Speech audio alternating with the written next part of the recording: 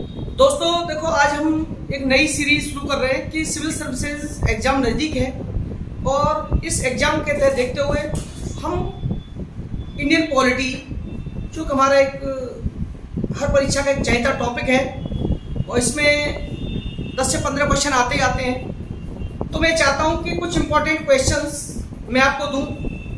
मैं नहीं चाहता कि अन्य लोगों की तरह उस दौड़ में हम शामिल हों। मैं एक एक क्वेश्चन आप लोगों से पूछता जाऊंगा और जवाब भी देता जाऊंगा। आपसे पूछूंगा भी, आप भी जवाब देंगे, नहीं तो मैं बताऊंगा आपको आंसर, जिससे कि आपको लर्न हो जाएगा इजी गोइंग। और क्योंकि ये चीज़ जब क्वेश्चन सामने होते हैं तभी हमें लगता है कि हम पेपर में कैसा रोल प्ले करेंगे या हमें याद है नहीं याद है। हम थ्योरी पढ़ लेते हैं, उसके बाद हमें क्वेश्चन समझ में नहीं आते। तो संघ और उसका राज क्षेत्र, संविधान का भाग 1 आर्टिकल 1 to 4 तक इसका वर्णन। छोटा सा टॉपिक है, कुछ क्वेश्चंस बनते हैं इसके लिए, तो मैं आपसे एक एक करके क्वेश्चन पूछता जाता हूं। तो मेरा पहला क्वेश्चन आप लोगों से है कि भारत के आर्टिकल 1 में, जो संघ राज क्षेत्र के आर्टिकल 1 में भारत का क्या नाम है? आर्टिकल 1 में भारत का क्या नाम है? लक्ष्मी बताएंगी। Bharat that is India. Good. हमारे देश का नाम है भारत दैट इंडिया, यानी भारत जो कि इंडिया हमारे देश का नाम है। गुड। अगला क्वेश्चन मेरा, भारतीय संविधान में राज्यों के जो सृजन का जो प्रावधान है वो किन आर्टिकलों में दिया गया है? राज्यों के सृजन संबंधित, राज्यों को बनाना, तोड़ना, घटाना, किन किन आर्टिकल में इसका वर्णन दिया गया है? उर्वशी बताएंगी। आलोक। आर्टिकल 2 और 3 में। गुड। आर्टिकल 2 और 3 में राज्यों के सृजन संबंधित प्रावधान दिए गए हैं। अच्छा बताइए, संविधान की प्रथम अनुसूची में क्या वर्णित है? क्योंकि हम लोग को, मैं आपको बता रहा हूं, ये अनुसूची भी जोड़ के पढ़नी होती है कहीं कहीं। तो संविधान की अनुसूची 1 में क्या वर्णित है? साक्षी। राज्यों के नाम और यस, संघ तथा राज्य क्षेत्रों के नाम का वर्णन है और उसमें समय समय पर जो नाम कम ज्यादा होते हैं वो जोड़े जाते हैं। ठीक है, वो अनुसूचियों में वर्णित होते हैं। एवं वर्तमान में कितने राज्य और कितने संघ शासित क्षेत्र हैं? उर्वशी। 28 और 8। गुड। 28 राज्य हैं और 8 केंद्र शासित प्रदेश हैं। बिल्कुल सही। संविधान, अगला क्वेश्चन मेरा, संघ को परिसंघ कहना आवश्यक नहीं था। संघ को परिसंघ कहना आवश्यक नहीं था, यह किसने कहा? संघ को परिसंघ कहना यह आवश्यक ही नहीं था, यह किसने कहा है? किसके आधार पर कहा गया? संघ को परिसंघ कहना आवश्यक नहीं है, यह संविधान सभा के अनुसार कहा गया। संविधान सभा ने कहा परिसंघ नहीं कह सकते, क्योंकि आर्टिकल 1 में कहा गया भारत राज्यों का संघ होगा, परिसंघ नहीं। भारत को परिसंघ नहीं बनाया गया, संघ बनाया गया, राज्यों का संघ है, तो परिसंघ नहीं। ये संविधान सभा में के अनुसार कहा गया कि संघ को परिसंघ कहना आवश्यक नहीं था।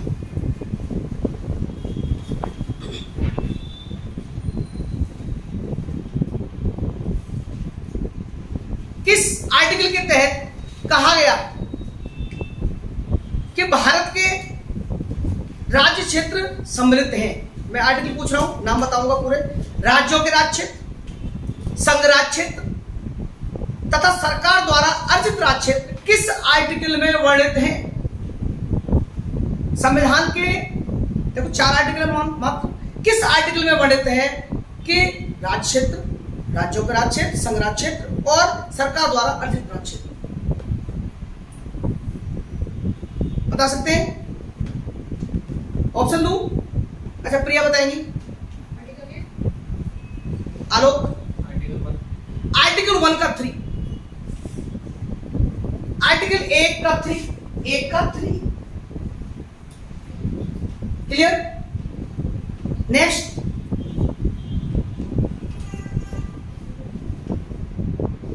संविधान लागू होने के समय संघ से संबंधित राज्यों की श्रेणियां थी। संविधान लागू होते के समय संघ से संबंधित राज्यों की कितनी श्रेणियां थी? देवम, लक्ष्मी, 4 श्रेणी। आलोक, कौन कौन सी? क ख ग। गुड, सभी का आंसर सही है। क ख ग घ, तो क ख ग घ ये 4 श्रेणियां थी। देखिए अगला क्वेश्चन मेरा है,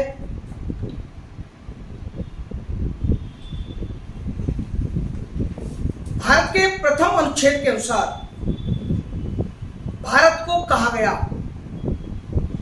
भारत दैट इंडिया तो कहा गया, लेकिन उसके अलावा 4 ऑप्शन दे रहा हूं, आप बताएंगे, मैं ऑप्शन देकर क्वेश्चन दे रहा हूं। राज्यों का समूह है, यानी दोबारा सुन लीजिए क्वेश्चन। संविधान के प्रथम अनुच्छेद के अनुसार भारत है राज्यों का समूह, राज्यों का कन्फेडरेशन, राज्यों का फेडरेशन या राज्यों का यूनियन? बताएंगे आप? प्रिया, राज्यों का यूनियन, राइट आंसर, राज्यों का यूनियन। भारत राज्यों का संघ है, ठीक है। नेक्स्ट क्वेश्चन मेरा कथन कारक का है। पहला, भारत संघ नहीं है, कथन कह रहा है, असर्शन रीजनिंग। ए, भारत संघ नहीं है, रीजनिंग, किसी भी राज्य का क्षेत्र, सीमा, नाम उसकी सहमति के बिना भी परिवर्तन करने की शक्ति संघ की संसद को प्राप्त है। दोबारा समझ लीजिए, भारत संघ नहीं है, पहला। नंबर 2, कारण क्या कह रहा है? किसी भी राज्य क्षेत्र का राज्य क्षेत्र, सीमा, नाम उसकी सहमति के बिना भी परिवर्तित करने की शक्ति संघ की संसद को प्राप्त है। ए सही है, आर गलत है। ए गलत है, आर सही है। दोनों सही है, व्याख्या कर रहे हैं, ये केवल दोनों सही है।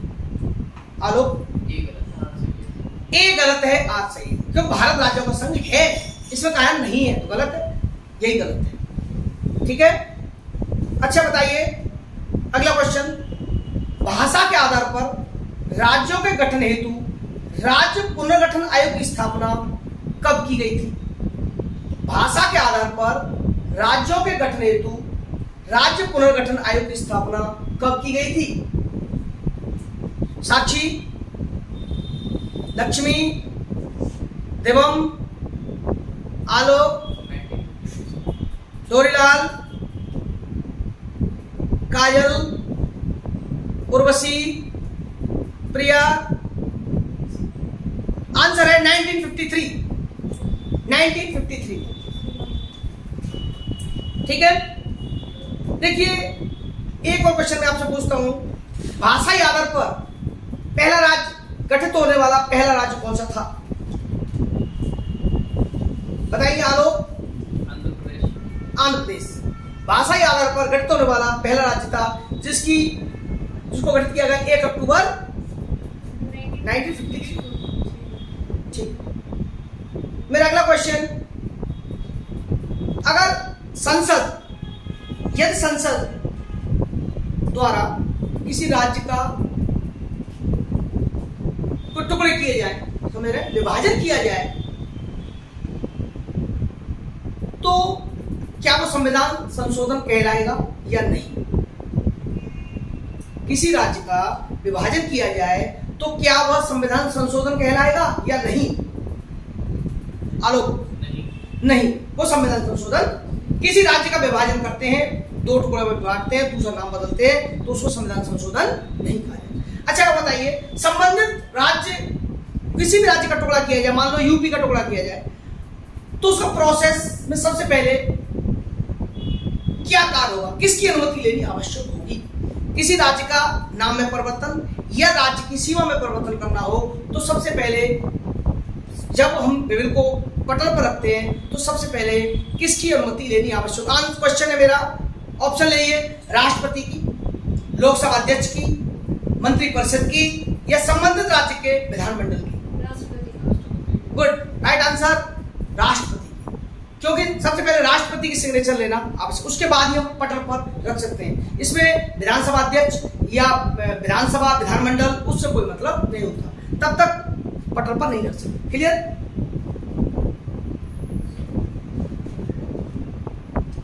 और क्वेश्चन मेरा, अगर भारत, अभी समझौता हुआ है भारत बांग्लादेश का, समझौता, ठीक है। 16वां संविधान संशोधन बांग्लादेश के साथ भारत का हुआ था, ठीक है, राइट। अब जब संविधान संशोधन हुआ तो हम तो अभी बात कर रहे थे कि भारत किसी राज्य को 16वां संविधान संशोधन हुआ, क्यों किया गया? भारत बांग्लादेश के साथ ऐसा क्या घटना घटी कि संविधान संशोधन करना पड़ा? इसके पीछे कोई कारण आप बता सकते हैं? किसी भी देश हाँ सर, दो देशों के बीच में जब भी कोई सीमा विवाद या सीमा समझौता होता है तो उसे संविधान संशोधन के तहत बेरूवाड़ी केस में धारित कर दिया गया, सुप्रीम कोर्ट ने धारित किया जब पाकिस्तान को बेरूवाड़ी केस दिया गया था कि जब दो देशों का कोई समझौता होता है तो चाहे सीमा क्षेत्र लेना हो या देना हो, उसको संविधान संशोधन ही समझा जाएगा। संविधान संशोधन के आधार पर ही समझा नहीं जाएगा, संविधान संशोधन के आधार पर ही हम उसको दे और ले सकते हैं। क्लियर? अच्छा, बेरूवाड़ी केस जो हुआ था वो कब हुआ था? 1960। कौन सा संविधान संशोधन हुआ था? 9वां संविधान संशोधन के आधार पर बेरूवाड़ी केस हुआ था। अगला क्वेश्चन मेरा,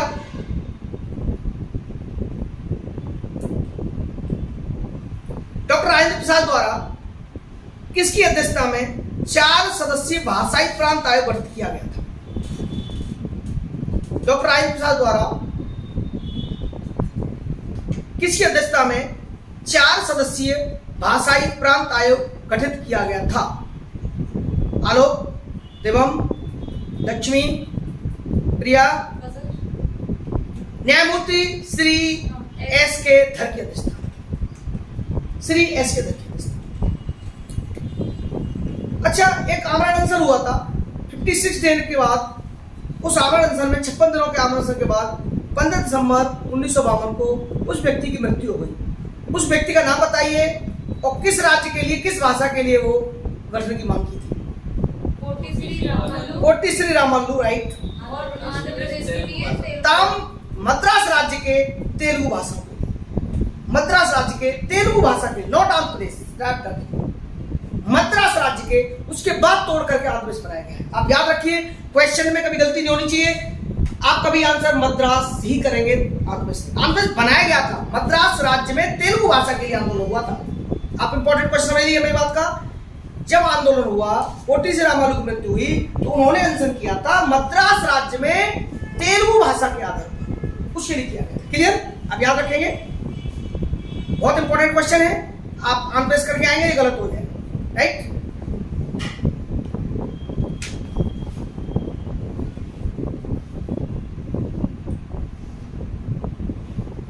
एक राज्य पुर्तगालियों से अलग किया गया था उसमें लास्ट में 1961 में, बिल्कुल, गोवा और दमनदीप। गोवा और दमनदीप भी साथ में है। गोवा दमनदीप को 1961 में एक सैनिक कार्रवाई के बाद पुर्तगालियों से मुक्त कराकर 7वें संघराज्य के क्षेत्र का दर्जा दिया गया था उसको, ठीक है, गोवा और दमनदीप। लेकिन दोस्तों, मैं ये पूछना चाहता हूं, सैनिक कार्रवाई हुई थी किस, उस ऑपरेशन का नाम बताइए, उस ऑपरेशन का नाम बताइए। प्रिया, विजय ऑपरेशन, साक्षी, ऑपरेशन विजय, राइट, सभी का आंसर सही। ऑपरेशन विजय के तहत हुआ था। इंपॉर्टेंट क्वेश्चन है, ऑपरेशन विजय। ऑपरेशन विजय के तहत गोवा दमनदीप को जोड़ा गया था, ठीक है, गुड। अभी वर्तमान में हाल ही में एक राज्य गठित हुआ है, अंतिम राज्य, जिसका नंबर 29वां हुआ करता था आंध्र प्रदेश को तोड़कर। कौन सा राज्य बनाया गया? तेलंगाना। गुड। कब बनाया गया था? 2 जून 2014। मेन क्वेश्चन मेरा यह है कि आंध्र प्रदेश की राजधानी कौन सी है? 2 राज्य बनाए गए, तेलंगाना और आंध्र प्रदेश। तो आंध्र प्रदेश की राजधानी क्या बनाई गई? गलत आंसर। तेलंगाना की राजधानी हैदराबाद और आंध्र प्रदेश की राजधानी अमरावती बनाई गई। तो ध्यान रखिएगा, आंध्र प्रदेश की राजधानी अमरावती को बनाई गई और तेलंगाना की राजधानी हैदराबाद। आप ध्यान से समझिए, परीक्षा का समय, ऐसी गलतियां करेंगे तो पेपर में बहुत नुकसान हो जाएगा, ठीक है।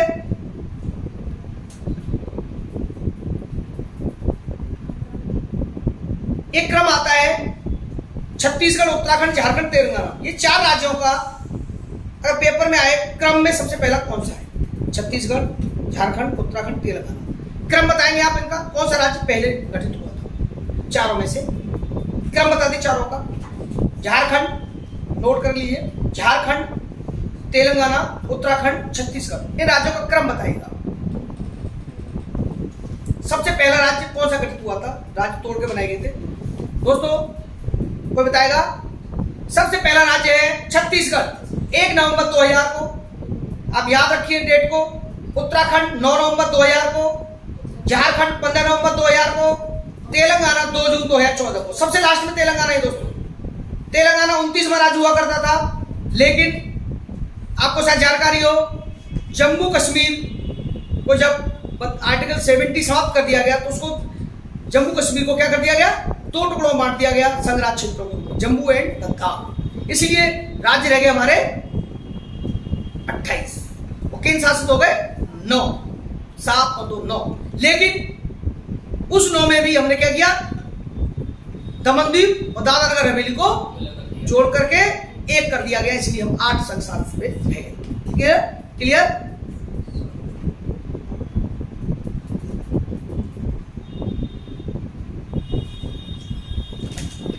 मैं अगला क्वेश्चन पूछता हूं आप लोगों से, बहुत इजी गोइंग, और क्योंकि क्वेश्चन घुमा फिरा के पूछे जाते हैं। वो अनुच्छेद बताइए जिसके अंतर्गत भारत द्वारा अर्जित कोई राज्य क्षेत्र किसी वर्तमान राज्य में समाविष्ट किया जा सकता है। उस अनुच्छेद का नाम बताइए जिसके अंतर्गत भारत द्वारा अर्जित कोई राज्य क्षेत्र किसी वर्तमान राज्य क्षेत्र में समाविष्ट किया जा सकता है। मैं ऑप्शन नहीं दूंगा आपको। क्यों नहीं दूंगा ऑप्शन? समझ लीजिए दोस्तों, ऑप्शन की पॉलिसी आप खत्म कर दीजिए। जैसे छोटी क्लासों में आप यहाँ पर लर्न करते हैं, आप लर्न करें। नेगेटिव मार्किंग है, जब नेगेटिव मार्किंग होता है पेपर में, जब गलतियां होती हैं तो आप नुकसान हो जाता है आप लोगों को, क्योंकि नेगेटिव मार्किंग बहुत ही खतरनाक होता है। नेगेटिव मार्किंग बहुत ही डेंजरस होता है, क्योंकि जब हमें कंफ्यूजन होता है ना, हमें रटा हुआ नहीं है तो कंफ्यूजन हो जाएगा। इसीलिए मैं ऑप्शन देने की ताक में नहीं रहता। आप ऑप्शन लेने की ताक में रहते हैं, वो ताक नहीं मेरे यहाँ होगी। मैं डायरेक्ट क्वेश्चन पूछूंगा आपसे, डायरेक्ट आप जवाब देंगे। मेरा क्वेश्चन दोबारा सुन लीजिए। वो अनुच्छेद बताइए जिसके अंतर्गत भारत द्वारा अर्जित कोई राज्य क्षेत्र किसी वर्तमान राज्य में समाविष्ट किया जा सकता है। आर्टिकल बताइए, आर्टिकल किस आर्टिकल के किस खंड के तहत? मैं हिंट दे दिया आपको, किस आर्टिकल के तहत? 1 2 3 4, चलो ऑप्शन दे दिया।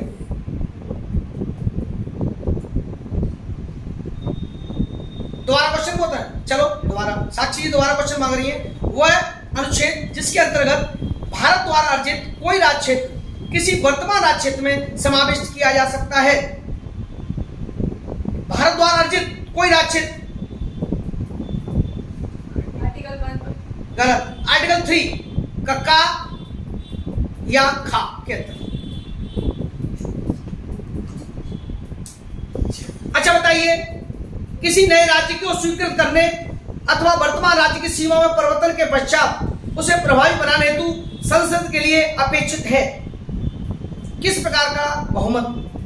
साधारण बहुमत। गुड आंसर, साधारण बहुमत। अच्छा, राज्यों के पुनर्गठन को लेकर के विभिन्न आयोगों का गठन हुआ, ठीक है। 1948 में कौन कौन से आयोग बने? 2 आयोग बनाए गए, बताइए। मैं आपको पॉइंट दे दी, 2 आयोग बनाए। प्रिया, एसके धर आयोग और जेबीपी आयोग, 1948। अच्छा बताइए, अगला क्वेश्चन। जब राज्यों की एबीसीडी 4 श्रेणियां हुआ करती थी, एबीसीडी 4 श्रेणियां होती थी राज्यों की, तो उन 4 श्रेणियों में बताइए, उन 4 श्रेणियों में कितने राज्य डी श्रेणी में थे? 1956 में संघ से संबंधित राज्य श्रेणियों में सम्मिलित राज्यों की संख्या थी। डी श्रेणी में कितने राज्य थे? एक था, अंडमान निकोबार। वेरी गुड, साक्षी का सही आंसर। एक ही राज्य था, वो था अंडमान व निकोबार द्वीप समूह। Right answer. ए श्रेणी में कितने राज्य थे आप याद रख लीजिए, इसको आंसर इंपॉर्टेंट हो सकता है क्वेश्चन। ए श्रेणी में 10 राज्य थे, बी श्रेणी में 8 राज्य थे, सी श्रेणी में 9 राज्य थे और डी में 1। दोबारा सुन लीजिए, ए में 10, बी में 8, सी में 9 और डी में 1। और डी में 1 राज्य था, वो था अंडमान निकोबार द्वीप समूह। अच्छा क्वेश्चन बताइए, संघराज्य क्षेत्रों का प्रशासन किसके द्वारा किया जाता है? संघराज्य क्षेत्र का प्रशासन, संघराज्य क्षेत्र बार बार नाम आ रहा है, संघराज्य क्षेत्र का प्रशासन किसके द्वारा किया जाता है? वेरी गुड, राष्ट्रपति अथवा उसके द्वारा नियुक्त प्रशासक द्वारा, जैसे लेफ्टिनेंट एजी, लेफ्टिनेंट जनरल या अन्य। गुड।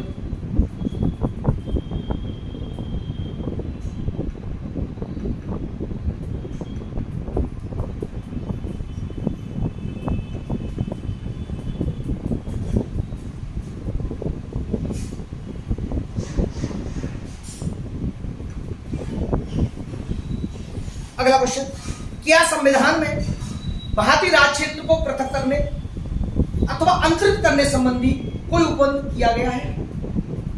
क्या संविधान में भारतीय राज्य क्षेत्र को पृथक करना या अंतरित करना, जोड़ना संबंधी कोई उपबंध किया गया है? नहीं, कोई उपबंध नहीं। वर्तमान में देश में क्षेत्रीय परिषदों की संख्या कितनी है? वर्तमान में देश में क्षेत्रीय परिषद कितनी है? गुड आंसर, 5 क्षेत्रीय परिषद, उत्तर, मध्य, पूर्वी, पश्चिमी, दक्षिणी।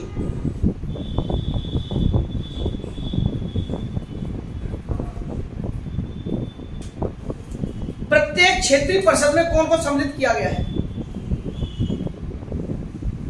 राष्ट्रपति द्वारा, आंसर लीजिए, राष्ट्रपति द्वारा मनोनीत एक केंद्रीय मंत्री, संबंधित क्षेत्र का राज्य मुख्यमंत्री तथा राज्यपाल द्वारा मनोनीत किए गए 2 अन्य मंत्री।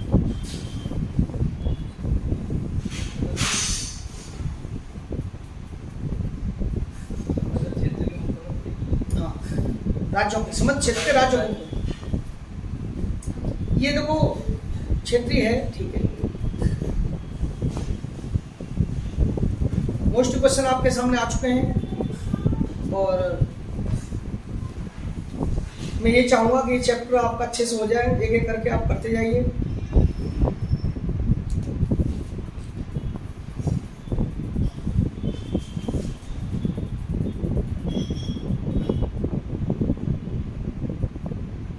सिक्किम, अगला क्वेश्चन, भारत का एक सहराज्य बनाया गया था। सिक्किम भारत का सहराज्य बनाया गया था किस संशोधन के तहत? प्रिया, 35 संशोधन, 35 में संविधान संशोधन। गुड।